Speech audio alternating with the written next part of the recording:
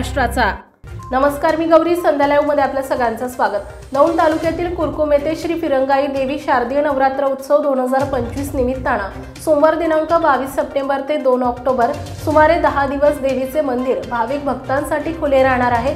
मंदिरात येताना लहान मुले, वृद्ध महिला यांनी आपले दागिने नीट व्यवस्थित सांभाळावेत, तसेच पोलीस प्रशासनाला सहकार्य करावे अशी माहिती फिरंगाई देवस्थानचे पुजारी देवीदास डहाळे यांनी दिली आहे।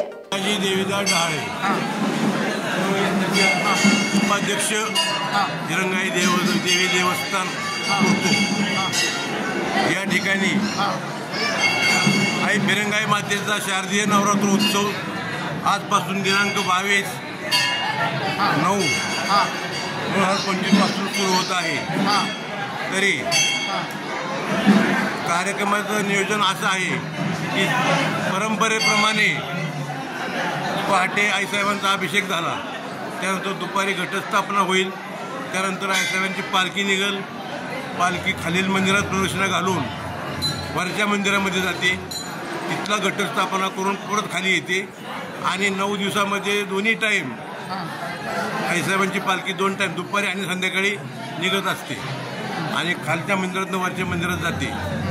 त्याचप्रमाणे तिसऱ्या माळेपासून सनई वाजनाचा जो कार्यक्रम असतो तो सनई वाजनाचा कार्यक्रम तिसऱ्या माळेपासून सुरू असतो। तर ह्या मंदिराच्या आवारात पालखी साधारण 1 ते 1.5 तास थांबते खालच्या मंदिरात, त्यानंतर बाहेर गेल्यानंतर पुन्हा वरच्या मंदिरात जाते आणि खाली येते। असं तिसऱ्या माळे ते संपूर्ण नवरात्र हा कार्यक्रम असतो। त्याचप्रमाणे अष्टमीला आईसाहेबांचं हवन होतं, सप्तशतीचा पाठ होतो आणि पहाटे 5-5:15ला पूर्णावतीचा कार्यक्रम होतो।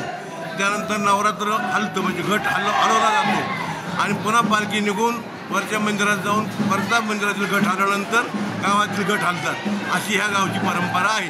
भाविक भक्तांनी काय काळजी घ्यावी? भाविक भक्तांनी काळजी घेण्याचं म्हणजे कसं, दिवसेंदिवस गर्दी वाढत चाललेली आहे, तरी प्रत्येकाने आपल्या चीजवस्तू, दागदागिने, लहान मुलं सांभाळावे, डिपार्टमेंटला, पोलीस प्रशासनाला सहकार्य करावं, देवस्थानाला सहकार्य करावं, आमचे काही स्वयंसेवक असतील त्यांना सहकार्य करावं, हीच आमची अपेक्षा आहे।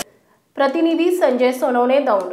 ताज्या आणि महत्त्वपूर्ण बातम्या पाहण्यासाठी आजच आमच्या संध्या लाईव्ह न्यूज चॅनलला YouTube वर सबस्क्राईब करा आणि बेल आयकॉन प्रेस करा।